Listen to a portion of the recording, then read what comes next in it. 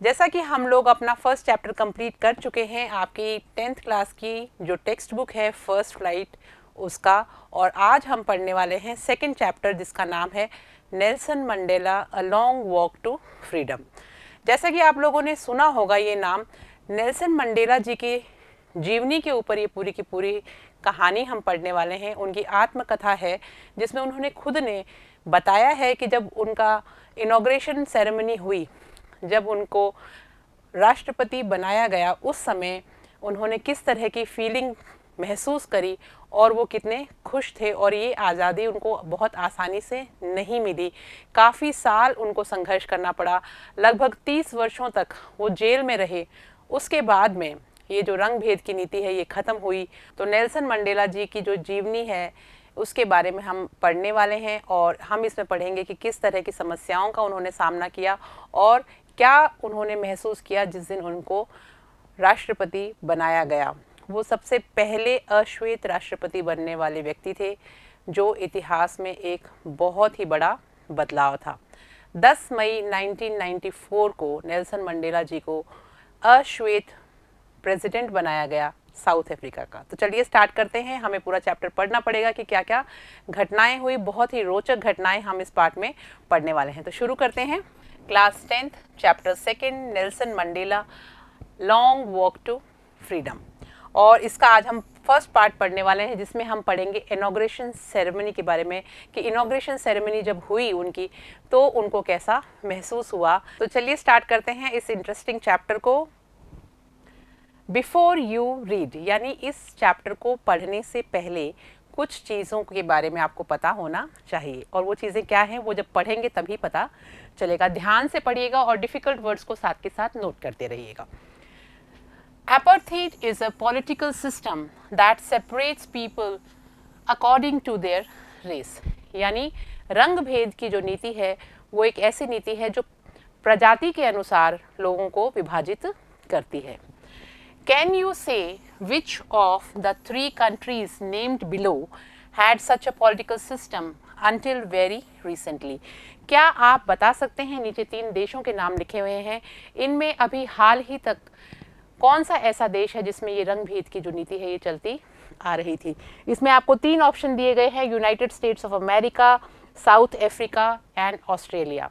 तो जैसा कि मैंने आपको पहले इंट्रोडक्शन में बताया था तो जैसा कि मैंने आपको अभी इंट्रो में बताया था, हम पढ़ रहे हैं साउथ अफ्रीका के बारे में और यही इसका करेक्ट आंसर है। तो हम पढ़ेंगे साउथ अफ्रीका में नेल्सन मंडेला जी जब सबसे पहले अश्वेत प्रेसिडेंट बने तब के बारे में। एपार्थीड जो है वो एक रंग भेद की नीति है, पॉलिटिकल यानी राजनीतिक, रेस यानी प्रजाति, और रिसेंटली यानी हाल ही में। तो चलिए बढ़ते हैं आगे। Have you heard of Nelson Mandela? क्या आपने नेल्सन मंडेला जी का नाम सुना है? ज़रूर सुना होगा, और अगर नहीं सुना है तो आज आप उनके बारे में सब कुछ जान लेंगे। ये आपका एक हिस्ट्री का जीके का क्वेश्चन भी तैयार हो जाएगा जो आप सबको बताइएगा। Mandela and his African National Congress spent a life time fighting against apartheid, यानी ये जो रंग भेद की जो नीति थी इसके खिलाफ नेल्सन मंडेला जी ने, उनकी जो अफ्रीकन नेशनल कांग्रेस नाम से जो राजनीतिक पार्टी थी, उसने बहुत बड़ा संघर्ष किया, बहुत लंबे समय तक संघर्ष किया और इस रंग भेद की जो नीति है इसको समाप्त करवाया। Mandela had to spend 30 years in prison, और इस चीज़ को कराने के लिए, इस रंग भेद की जो नीति है इसको ख़त्म कराने के लिए, अपार्थीड को ख़त्म कराने के लिए उनको लगभग 30 साल तक जेल में रहना पड़ा। फाइनली, प्रिजन का मतलब होता है जेल। फाइनली, आखिरकार democratic elections were held in south Africa in 1994 and Mandela became the first black president of a new nation। और उसके बाद में 1994 में लोकतांत्रिक चुनाव कराए गए और उसमें मंडेला जी को सबसे पहला अश्वेत प्रेसिडेंट बनने का मौका मिला। In this extract,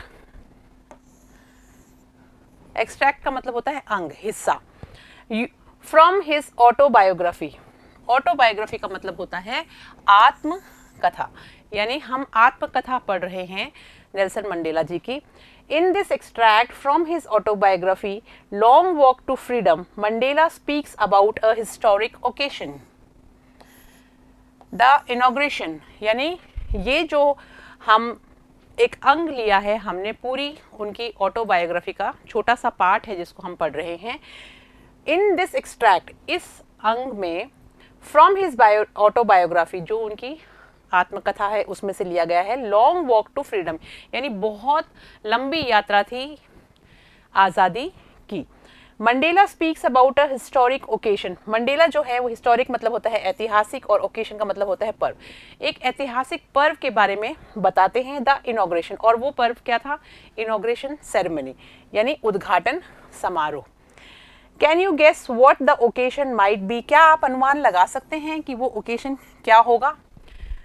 Check your guess with this news item from the BBC of 10th May 1994। और अगर आपने अब तक अनुमान लगा लिया है, क्योंकि मैं आपको इंट्रो पे भी बता चुकी हूँ, मुझे पता है आप पक्का समझ गए होंगे हम किस बारे में बात कर रहे हैं, तो अब हम वो न्यूज़ पढ़ेंगे जो BBC ने छापी 10 मई 1994 में। Mandela becomes South Africa's first black president. Nelson Mandela has become South Africa's first black president after more than 3 centuries of white rule। यानी 3 दशकों से जो श्वेत शासन चला आ रहा था वो अब खत्म हो गया था, और नेल्सन मंडेला जो हैं वो सबसे पहले अश्वेत प्रेसिडेंट बने साउथ अफ्रीका की। Mister Mandela's African National Congress party won 252 of the 400 seats in the first democratic elections of the South Africans history। यानी दक्षिण अफ्रीका के इतिहास में ऐसा पहली बार हुआ कि 400 में से 252 जो सीटें हैं वो नेल्सन मंडेला जी की जो पार्टी है साउथ अफ्रीका में, उस पार्टी ने विजय प्राप्त करी और अश्वेत सबसे पहले प्रेसिडेंट बने नेल्सन मंडेला, और श्वेत शासन जो है वो यहाँ पर खत्म हो गया। इतिहास में ऐसा पहली बार हुआ। The inauguration ceremony took place in the union buildings amphi theatre in Pretoria today. अब वो बताते हैं कि आज, ये उस समय की बात है जब उन्होंने अपनी जीवनी में लिखी है तो हम उसको पढ़ रहे हैं। वो कहते हैं कि आज प्रिटोरिया नाम की जो बिल्डिंग है उसका जो एम्पी थिएटर है, एम्पी थिएटर का मतलब होता है गोलाकार रंगमंच, उसके अंदर प्रिटोरिया में आज एक इनॉग्रेशन सेरेमनी जो है वो हुई है। आज एक इनॉग्रेशन सेरेमनी यूनियन बिल्डिंग के एम्पी थिएटर में प्रिटोरिया नाम की जगह पर संपन्न हुई। Attended by politicians and dignitaries from more than 140 countries around the world. और संसार के 140 देशों से भी ज़्यादा लोग, देशों के जो राजनीतिज्ञ थे उन्होंने और गणमान्य व्यक्तियों ने इसमें भाग दिया। पॉलिटिशियंस मतलब होता है राजनेता, डिग्निटरीज का मतलब होता है गणमान्य व्यक्ति, उन्होंने यहाँ पे इसमें पार्टिसिपेट किया। वो बधाई देने के लिए सब लोग वहाँ पर नेल्सन मंडेला जी को एकत्रित हुए। Never never again will this beautiful land experience the oppression of one by another, said Nelson Mandela in his address। और जो उन्होंने भाषण दिया नेल्सन मंडेला जी ने, उसमें सबसे पहली बात उन्होंने अब ये कही कि कभी भी नहीं और कभी भी नहीं आने वाले समय में किसी का भी दमन होगा, क्योंकि वो ये मानते थे कि यहाँ पे रंग भेद की नीति के कारण जो अश्वेत व्यक्ति थे उनका दमन किया जा रहा था, उत्पीड़न किया जा रहा था श्वेत व्यक्तियों के द्वारा। और ये जो अपार्थाइड यानी रंग भेद की नीति है ये अब बिल्कुल ख़त्म हो जाएगी और अब इस तरह का उत्पीड़न यहाँ पे संभव नहीं होगा, ना तो कोई उत्पीड़न करेगा और ना किसी को उसको सहना पड़ेगा। डिफ़िकल्ट वर्ड्स देखिए, डिग्निटरीज यानी गणमान्य व्यक्ति, ऑपरेशन यानी दमन या उत्पीड़न, और एम्फी थिएटर का मैंने आपको पहले बताया था। ये सारे डिफ़िकल्ट वर्ड्स आप लिख के याद करेंगे तो आपको इनके मीनिंग्स भी याद होंगे और स्पेलिंग मिस्टेक्स भी आप नहीं करेंगे। चलिए आगे चलते हैं। Jubilant scenes on the streets of Pretoria, यानी बहुत ही खुशी का माहौल था गलियों में। कहाँ पे? प्रिटोरिया की गलियों में, जिस जगह का नाम है जहाँ पे ये सेरेमनी हो रही थी. Followed the ceremony with black, whites and colours celebrating together. अब यहाँ पे किसी भी तरह का कोई भी भेदभाव नहीं था. यहाँ पे श्वेत भी थे, लोग भी थे, अश्वेत भी थे, और हर तरह की प्रजाति के लोग जो थे वो सब इकट्ठे हुए थे और इसको सेलिब्रेट कर रहे थे. सभी के चेहरे बहुत खिले हुए थे, खुशी का माहौल था चारों तरफ. More than 1 lakh south African men, women and children of all races sang and danced with joy. 1 lakh से भी ज़्यादा औरतें, आदमी, बच्चे और बहुत सारे लोग अलग अलग जातियों के इसमें इकट्ठे हुए थे और सब बहुत खुशी से इस माहौल को एंजॉय कर रहे थे. चारों तरफ खुशी की लहर दौड़ रही थी. बहुत ही अच्छा वहाँ का वातावरण था. Happiness was all around that area. Everybody was happy. सब वहाँ बहुत खुश थे. 10th मई dawned, यानी 10 मई की सुबह. ब्राइट एंड क्लियर, यानी जो एकदम भोर होती है ना सुबह, उसको हम डॉन बोलते हैं. कि जो एकदम सुबह थी वो बहुत ही चमकीली और क्लियर सुबह थी, बहुत ही साफ सुथरी सुबह थी. For the past few days I had been pleasantly besieged by dignitaries, यानी पिछले कुछ दिनों से मुझे लोगों ने घेर रखा था. प्लीजेंटली बिसाइड, प्लीजेंटली यानी सुखपूर्वक, चारों तरफ से घेरना. प्लीजेंटली यानी सुखपूर्वक और बिसाइड यानी चारों तरफ से घेरना. मुझे कुछ दिनों से बहुत सारे लोगों ने घेर रखा था बधाइयाँ देने के लिए. बाय डिग्निटरीज, और वो सब कौन थे? वो सब गणमान्य व्यक्ति थे. एंड वर्ल्ड लीडर, और संसार से आए हुए बहुत बड़े बड़े राजनेता थे, नेता थे. Who were coming to pay their respect before the inauguration, और वो लोग सभी इस उद्घाटन समारोह से पहले ही मुझे बधाइयाँ देने के लिए एकत्रित हो गए थे. चारों तरफ वहाँ पे लोगों का भीड़ इकट्ठी हो रखी थी, वो सब उनको बधाई देने पहुँच गए थे. The inauguration would be the largest gathering, और ये जो समारोह है, ये समारोह सबसे बड़ा समारोह होगा. बहुत गैदरिंग यानी बहुत सारे लोगों का इकट्ठा होना. सबसे बड़ी गैदरिंग यानी सबसे बड़ी सभा ये यहाँ पर आयोजित की जा रही थी. Ever of international leaders on south African soil, यानी कि दक्षिण अफ्रीका में, दक्षिण अफ्रीका की मिट्टी पर इतने सारे लोगों का इकट्ठा होना और इस खुशी में सबका शामिल होना, ये एक बहुत बड़ी जीत थी रंग भेद की नीति के खिलाफ. तो सभी लोग वहाँ पे अप्रिशिएट करने के लिए, उस माहौल को और एंजॉय करने के लिए वहाँ पे इकट्ठा हुए थे. The inauguration would be the largest gathering, और ये जो समारोह था ये सबसे बड़ा भव्य समारोह होगा इतिहास का. Ever of international leaders on south African soil, और कहाँ होगा? साउथ अफ्रीका की यानी दक्षिण अफ्रीका की भूमि पर सबसे बड़ा समारोह ये आयोजित हो रहा है. डॉन यानी जो सुबह सुबह दिन निकलता है उसको बोलते हैं हम प्लीजेंटली यानी सुखपूर्वक. बिसाइड यानी घेर लिया था, और इंटरनेशनल लीडर्स यानी अंतर्राष्ट्रीय नेता. The ceremonies took place in the lovely sandstone amphitheatre, और ये जो समारोह हुआ ये कहाँ पे हुआ? ये समारोह took place in the lovely sandstone amphitheater, एक गोलाकार एम्फीथिएटर यानी गोलाकार रंगमंच जो कि सैंडस्टोन यानी बलुआ पत्थरों का बना हुआ था. Formed by the union buildings in Pretoria, और प्रिटोरिया के यूनियन बिल्डिंग्स में बना हुआ था. फॉर डिकेड्स यानी बहुत दशकों से. This had been the seat of white supremacy, ये जो जगह है यानी ये जो प्रेसिडेंट की पोस्ट है, यहाँ पे श्वेतों का ही अधिकार था. श्वेत शासन चल रहा था बहुत सारे दशकों से. And now it was the site of a rainbow gathering of different colours and Nations for the installation of the south Africa's first democratic non racial government. यानी अब ये श्वेत सर्वोच्चता थी जो वो खत्म हो रही थी, और पहली बार गैर जातीय अश्वेत प्रेसिडेंट यहाँ पे बनने वाले थे.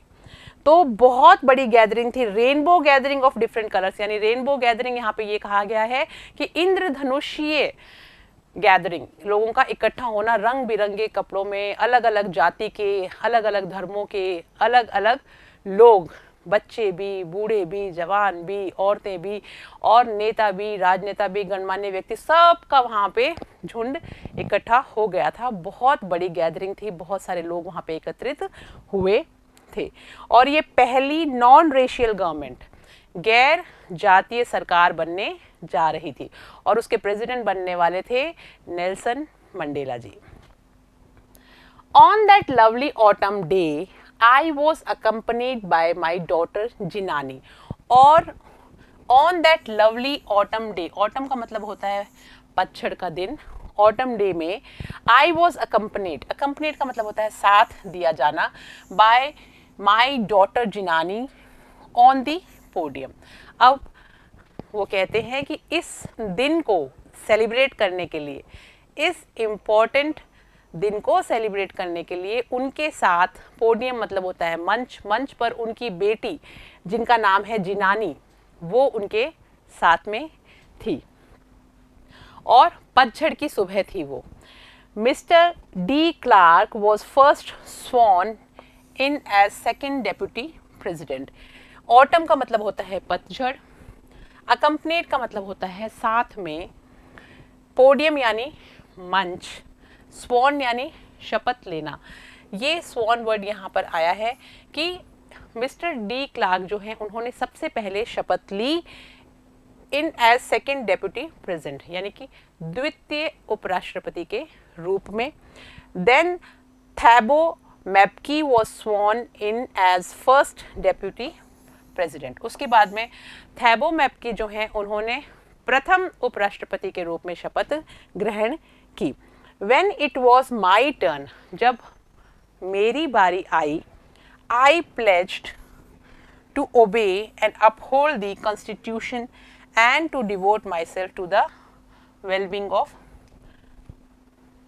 the Republic and its people, to the assembled guests and the watching world I said। यानी वो कहते हैं कि अब यहाँ पे जो लोग इकट्ठे हुए थे, सारे के सारे जो गेस्ट इकट्ठे हुए थे, उन सब के सामने जब मैंने शपथ ली, when it was my turn, जब मेरी बारी आई तो मैंने शपथ ली, to obey, obey का मतलब होता है मानना, किसी आज्ञा का पालन करना, and uphold the constitution and to devote, uphold का मतलब होता है बनाए रखना, उस जगह की, उस सीट की गरिमा को बनाए रखना, the constitution and to devote myself to the wellbeing, और उस संविधान की रक्षा करना और अपने आप को समर्पित करना लोगों की सेवा के लिए।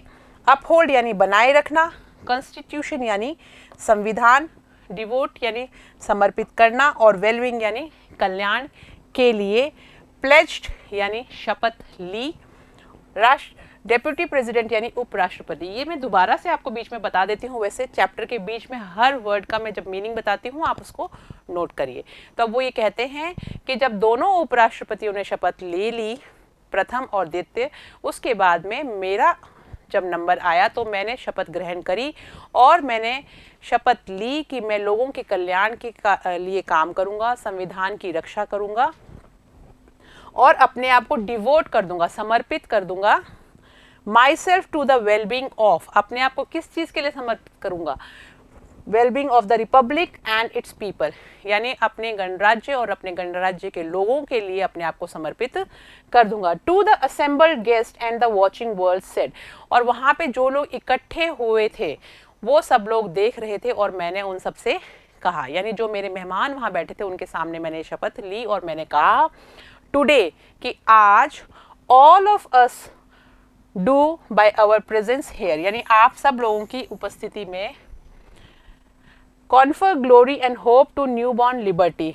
मैं आप सब लोगों की प्रेजेंस में ये जो नई स्वतंत्रता का उदय हुआ है, out of the experience, confer यानी प्रदान करना, ग्लोरी यानी यश और गरिमा, लिबर्टी यानी स्वतंत्रता, कि ये जो हमारे को नई स्वतंत्रता मिली है, गरिमा प्राप्त हुई है, इसको मैं अनुभव कर रहा हूँ, out of the experience of an extraordinary human disaster that lasted too long, extraordinary का मतलब होता है असाधारण, एक ऐसा असाधारण मानवीय त्रासदी आप कह सकते हैं, डिजास्टर, जो इतने सालों से चलता आ रहा था, किसका, अपार्थीड का यानी रंग भेद की नीति का, must be born as a society of which all humanity will be proud, यानी सारे मानवीय जाति को इसके ऊपर गर्व होगा कि अब जो रंग भेद की जो नीति इतने सालों से चली आ रही थी वो बिल्कुल खत्म हो जाएगी। हम सब लोग एक साथ एक रूप में एकजुट होकर काम करेंगे। अब किसी भी तरह का कोई भी प्रजाति सिस्टम यहाँ पर नहीं होगा, सब हम एक ही हैं। दोबारा से एक बार मैं इसको पढ़ देती हूँ। Today all of us do by our presence of air, यानी हम सब लोगों ने अपनी उपस्थिति से इस चीज़ को, हम सब ने अपनी उपस्थिति से इस चीज़ को यहाँ पे प्रतिस्थापित कर दिया है। Confer glory and hope to newborn liberty, यानी इस गरिमा को, ये जो नई स्वतंत्रता मिली है, इस सब का हम आनंद ले रहे हैं। Out of the experience of an extra ordinary human disaster, और ये किसके बाद में आई है, जो एक असाधारण पहले मानवीय डिजास्टर था, त्रासदी थी, विपत्ति थी, उसको अब हमने खत्म कर दिया है। वो, और वो क्या थी, वो रंग भेद की नीति थी। दैट लास्टेड टू लॉन्ग, और वो बहुत लंबे समय तक चली। Must be born a society of which all humanity will be proud, उसके अंदर से अब एक ऐसी चीज़ निकल के बाहर आई है जिसमें रंग भेद की नीति खत्म हो चुकी है और सब लोग बहुत खुश हैं, सब इस स्वतंत्रता से आनंद ले रहे हैं। पूरी ह्यूमैनिटी को, पूरी मानवता को इसके ऊपर गर्व है। We who were outlaws not so long, outlaws का मतलब होता है अवैध। ये वो समय, अब वो याद करते हैं कि ज़्यादा समय नहीं हुआ है, आउटलॉज यानी अवैध। Not so long ago have today been given the rare privilege to be host to the nations of the world on our own soil. Rare यानी दुर्लभ और आउटलॉज यानी अवैध, प्रिविलेज यानी विशेषाधिकार। वो ये कहते हैं कि मुझे ये जो विशेषाधिकार प्राप्त हुआ है अपने साउथ अफ्रीका की धरती के ऊपर, ये मैं अपना सौभाग्य मानता हूँ कि मैं मानवता के हित में जो हमारा प्रयास था वो अब खत्म हो गया और हम सब लोग उसको सेलिब्रेट करने के लिए आए हैं। We who were outlaws not so long ago, ऐसा हम लोग जो अवैध माने जाते थे पहले, उसको have today been given the rare privilege, और हम लोगों को बहुत ही कम प्रिविलेज यानी बहुत ही कम विशेषाधिकार प्राप्त थे, लेकिन अब हम सब लोगों को ये अधिकार प्राप्त होंगे और ये ह्यूमैनिटी की जीत हुई है, मानवता की जीत हुई है। Nations of the world on our soil, और हमारी धरती पर सभी राष्ट्रों के लोग यहाँ पर हैं और ये मानवता की जीत हुई है। कहने का मतलब कि वो याद करते हैं कि अभी बहुत ज़्यादा लंबा समय नहीं हुआ, कुछ दिनों पहले तक हम सब लोगों को यहाँ पे अवैध माना जाता था, हमें सही ढंग से ट्रीट नहीं किया जाता था। ये जो रंग भेद की नीति थी ये चली आ रही थी जिससे लोग बहुत परेशान थे, लेकिन अब हम सब लोग यहाँ पे आज इकट्ठा हुए हैं मानवता के नाते और हम इस स्वतंत्रता को एंजॉय कर रहे हैं। We thank all of our distinguished international guest. Distinguished का मतलब होता है विशिष्ट, कि हम अपने सभी विशिष्ट अतिथियों का यहाँ पे धन्यवाद करते हैं, उन सबका स्वागत भी करते हैं यहाँ पे आने के लिए और अपने आप को प्रिविलेज महसूस कर रहे हैं। हम उनके स्वागत में उनको यहाँ आने के लिए धन्यवाद देना चाहते हैं कि हमारे को ऐसा सौभाग्य प्राप्त हुआ कि इतने सारे लोग इस सेरेमनी को यहाँ अटेंड करने के लिए आए हैं। International guest for having come to take position with the people of our country of what is after all a common victory for justice, for peace, for human dignity। और ये सब लोग किस लिए आए हैं, क्योंकि किस किस चीज़ की जीत हुई है उसमें सहभागी बनने के लिए आए हैं। कि यहाँ पे विक्ट्री का मतलब होता है जीत, की जीत हुई है, जस्टिस यानी न्याय की जीत हुई है, पीस यानी शांति की जीत हुई है और ह्यूमन डिग्निटी यानी मानव गरिमा की भी जीत हुई है। उसको सेलिब्रेट करने के लिए ये जो सब गणमान्य व्यक्ति सब लोग यहाँ पधारे हैं उन सब का बहुत धन्यवाद करते हैं वो, और वो बहुत खुश हैं। पोजीशन विक्ट्री यानी जीत, जस्टिस यानी न्याय, पीस यानी शांति और ह्यूमन डिग्निटी यानी मानव गरिमा। यहाँ पे for having come to take position with the people of our country. Position का मतलब होता है भाग लेना, ठीक है।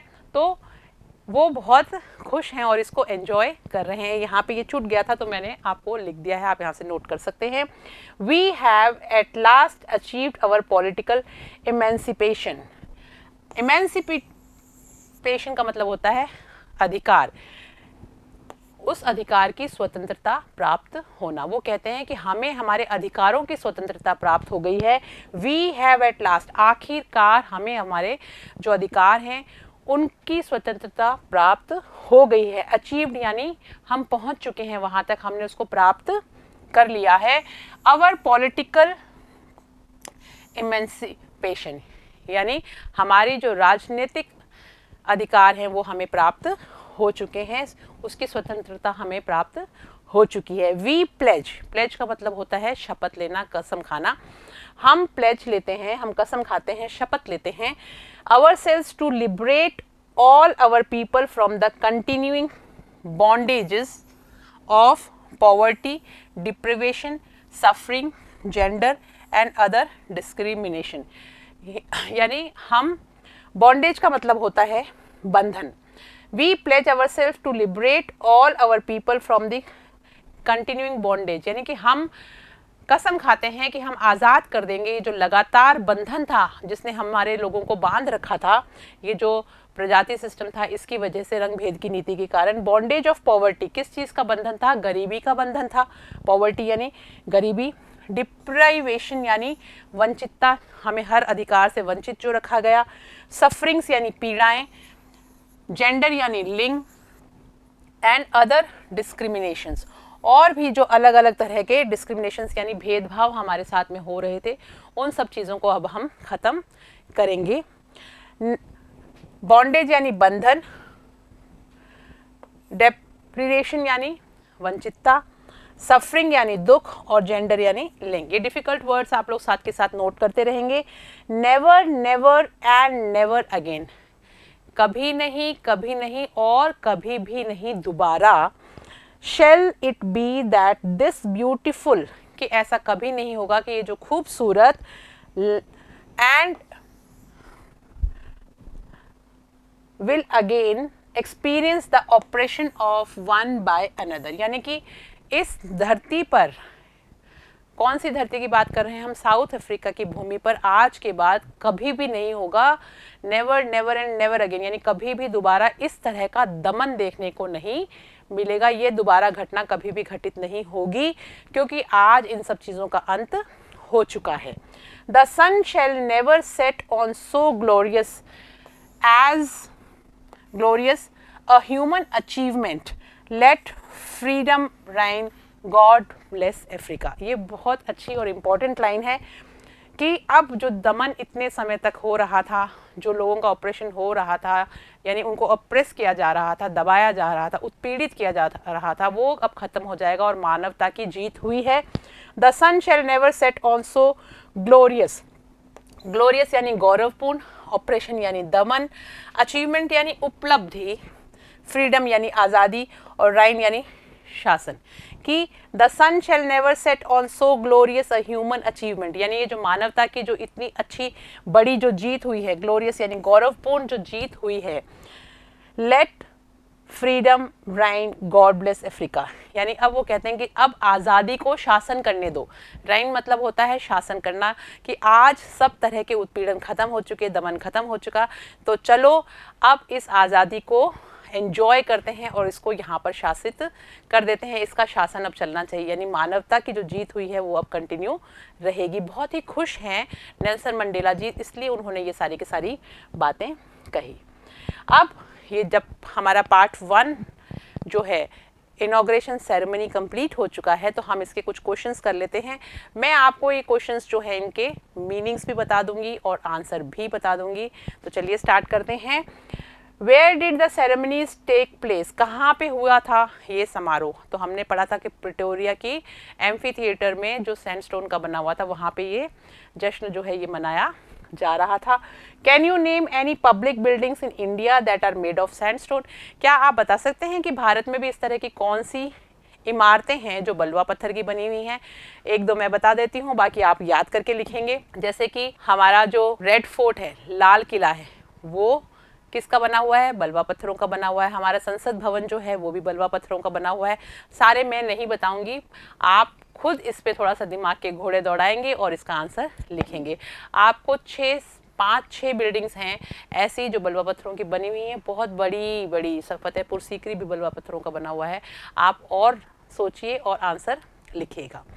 नेक्स्ट, कैन यू से how 10th May is an autumn day in south Africa? कि आप सोच सकते हैं या बता सकते हैं कि 10 मई को पतझड़ दिवस क्यों कहा जाता है? इसलिए कहा जाता है कि किस तरह से जब पत्तियां झड़ती हैं, पतझड़ का मौसम कौन सा होता है? जिसमें जब पुरानी पत्तियां झड़ जाती हैं और नई पत्तियां आने के लिए पेड़ जो है वो बिल्कुल तैयार होता है। तो वैसे ही ये कह रहे हैं कि अब गुलामी की बेड़ियां जो हैं, दमन की जो बेड़ियां हैं वो खत्म हो चुकी हैं, उत्पीड़न खत्म हो चुका है और अब सब मानवता की जीत हुई है, सब बराबर हैं। तो अपार्थाइड यानी रंग भेद की जो नीति है वो यहाँ पे खत्म हो चुकी है। उसके लिए कहा गया है कि वो जैसे पतझड़ आने के बाद में नई कॉम्पलें आती हैं पेड़ के ऊपर, पौधों के ऊपर, वैसे ही साउथ अफ्रीका में भी अब नया उदय हुआ है, नया सूरज उगा है और अब यहाँ पे किसी का भी दमन नहीं होगा, किसी को भी उत्पीड़ित नहीं किया जाएगा और जो प्रजाति सिस्टम था वो भी यहाँ पे खत्म हो गया। श्वेत और अश्वेत का भेदभाव है वो खत्म हो गया है, रंग भेद की नीति खत्म हो गई है। At the beginning of his speech Mandela mentions an extra ordinary human disaster, यानी अपनी जो भाषण है उसको शुरू करते समय ही वो कहते हैं कि बहुत ही असाधारण विपत्ति जो है, जो वो किस चीज़ के लिए कहा है उन्होंने का कहने का मतलब ये था कि अभी ज़्यादा समय नहीं हुआ है जब हम लोगों को यहाँ पर इस तरह की चीज़ों को फेस करना पड़ता था।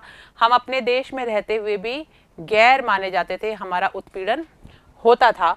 What does he mean by this? इस बात से क्या है उनका अभिप्राय? यही है कि हम इस देश के होते हुए भी हमारे को यहाँ पे रंग भेद की नीति का सामना करना पड़ता था। प्रजाति हम अश्वेत थे, इसलिए हमारे को वो सारे के सारे अधिकार भी प्राप्त नहीं थे, हमें नीची नज़रों से देखा जाता था, छोटा समझा जाता था और हमारे साथ भेदभाव किया जाता था। What is the glorious human achievement he speaks of at the end? और क्या मानवता की जीत हुई है कि आज रंग भेद की नीति खत्म हो गई है, प्रजाति सिस्टम जो है वो खत्म हो गया है और सब लोग अब एक हैं, एक समान सबको अधिकार प्राप्त हैं और सब लोग अब बहुत खुश होंगे। किसी के साथ जाति के नाम पर, प्रजाति के नाम पर, रंग भेद के नाम पर, रंगों के जो कलर डिस्क्रिमिनेशन है वो सब खत्म हो जाएगा और सबको एक जैसा ट्रीट किया जाएगा। What does Mandela thank the international leaders for? अंतर्राष्ट्रीय नेता जो वहाँ पे आए थे उन सबको किस लिए धन्यवाद देते हैं?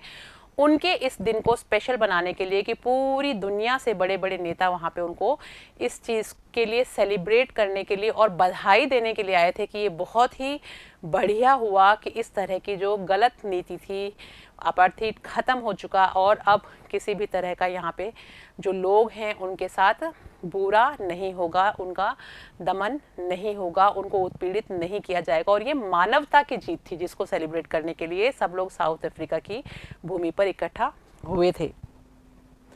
उसके लिए वो उनको सबको धन्यवाद देते हैं कि आप सब लोग इस खुशी में शामिल हुए, इसके लिए मैं आप सब लोगों का बहुत आभारी हूँ क्योंकि बहुत लंबा समय ये एक जो लड़ाई है ये लगभग 30 सालों तक उनको जेल में रहना पड़ा था, उसके बाद उन्होंने इस लड़ाई को जीता था। What ideals does he set out for the future of South Africa? उन्होंने साउथ अफ्रीका के लिए किस तरह के आइडियल्स की कल्पना करी? उन्होंने अब ये कहा कि अब यहाँ पे गरीबी को भी हम ख़त्म करेंगे, दमन को भी हम यहाँ से ख़त्म करेंगे, किसी भी तरह का यहाँ पे भेदभाव नहीं होगा, सबको इक्वल माना जाएगा, इक्वालिटी जो है वो अब यहाँ पे उसको प्राथमिकता दी जाएगी और इतने समय से जो युद्ध चला आ रहा था, ये जो संघर्ष चला आ रहा था, ये आज हम जीत गए हैं, वो सब बहुत खुश थे। तो आई होप आपको ये चैप्टर अच्छे से समझ में आया होगा।